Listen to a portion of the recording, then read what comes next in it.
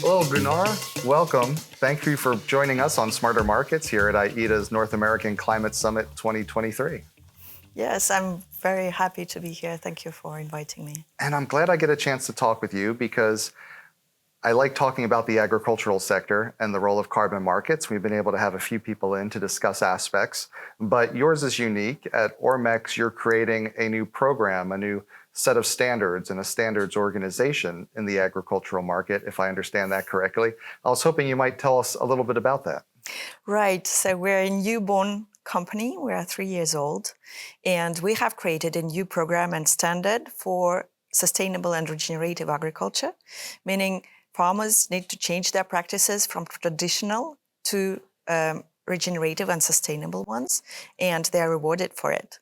And the standard is created to put products at scale and to develop them at national level. So we work with few governments as well, because this is the way to go.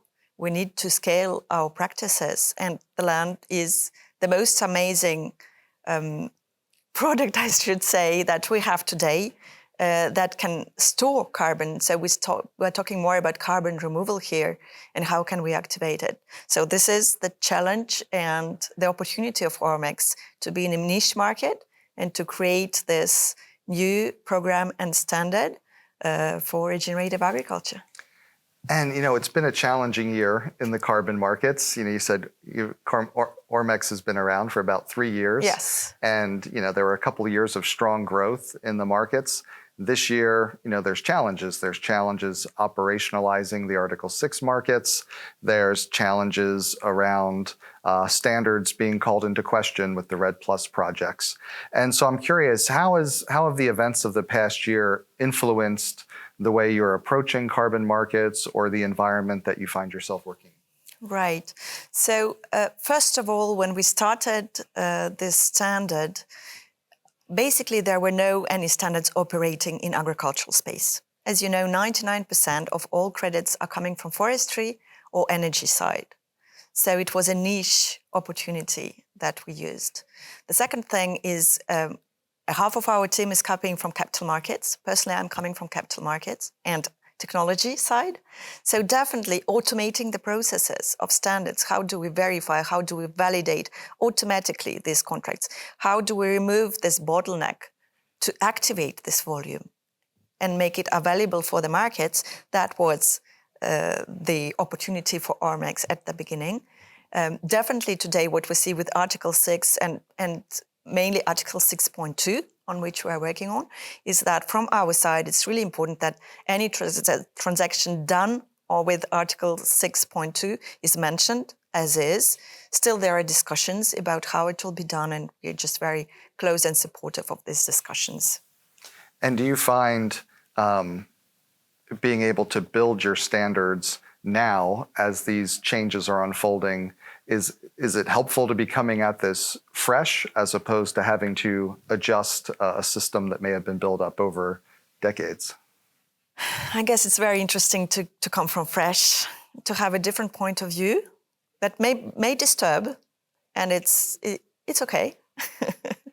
But we need some fresh energy, I guess. But we also work with FAO, for example, Food and Agriculture Organization, for different kind of calculations. And we need to have this kind of expertise as well. So we don't just say we are good. We are taking from the market what we have, but also bringing some important adjustments. For example, today, most of the credits are about Tier 1 validation and measurement.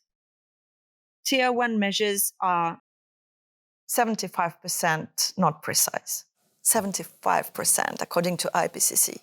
So we particularly ask our clients to move on Tier 2 and Tier 3 measurement, which is way more precise. We ask them to do sampling, because we're talking about SOC, so there is no DMRV on SOC, soil organic carbon. So that's a good point. We're going to something that will be more precise on the market, bringing more quality as well for carbon credits and traceability, definitely. And I think one of the big issues that anyone trying to set standards and methodologies runs into, of course, is how do you build trust? How do you try to make yourself not only bulletproof in a way, but future-proof? You know, like how will people view this standard in 3 to 5 years from now? How do you go about thinking about how to build that trust in the marketplace around a new set of standards?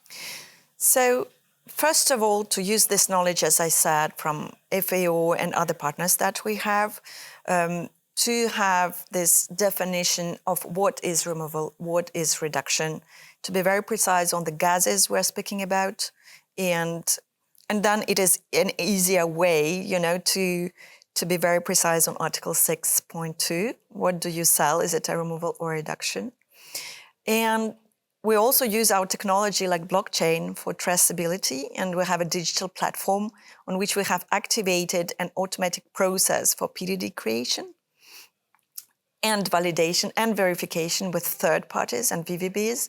So that activates the new volume of carbon credits on the market, because for us, that's the real challenge. Right. And you said, agriculture was operating as a bit of a niche in the carbon markets, and you're at a conference with lots of people from all different parts of the industry. I'm curious, are there any ideas you've heard, conversations around agriculture and where that fits into the rest of the carbon markets that has been especially exciting? Yes, I guess the best idea that I heard was from Corinne Boone from ACX, and ACX members and StoneX members talking about how should we activate this new volume and credits. So Corinne said we need to learn by acting. So it's very good to speak about integrity, quality, and so on. We need to go on the ground. We need to be more precise in Tier 2 and Tier 3 measures, and to do something real with real people. Also, the projects in agriculture have such a huge benefit in social impact.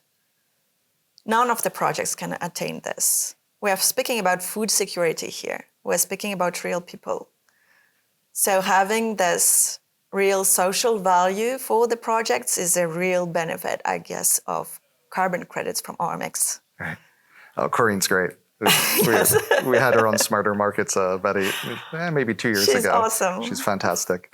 I wanted to ask you before we let you get back out there, if you think about, what do you see as the critical development that needs to happen in the market over the next year to really let them grow, let agriculture go from being a niche to more mainstream? Is it standards like your own? Is it tools, digitalization technology? What's the big thing that you think we need? Well, to activate big projects, what we see first, they need help. How do they put in place all the program? And they need help, and definitely need digitalization, where they have few options to choose. Starting from a white paper is very difficult, Right. So they need some tools on that, and digital platforms will be really helpful for all standards. So it's not about having multiple standards, it's about digitalization of the process of the standards.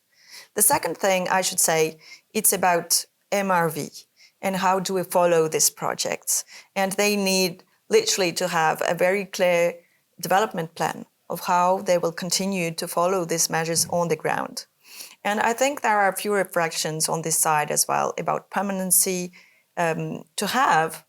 Is the buffer is the right way to go? Is it only about regulation, or is it also motivating people on the ground to continue this project because the project is interesting for them, because their yields increase, because their health increase, Absolutely. This real physical and personal aspect is really, really important, I guess. And MRV definitely, how do we follow? I agree. Maybe I'm counter the general view of DMRV. I think that's a good point. But having DMRV only on AGB, so above ground biomass, according to me, is not sufficient. We need to go further. We need to have sensors. We need to have IoT. We need to have some drones as well, to measure these things definitely. But we also need to have carrots and to take the sampling on the ground in the soil. That's the best way to start. Right. Simple things. Under the ground? Yes, and under the ground and right. see how the removal is working, and also verify it periodically, definitely. Terrific. Well, thanks so much for making the time to spend a few minutes with us today. Really appreciated getting to hear about what you're doing. Thank you.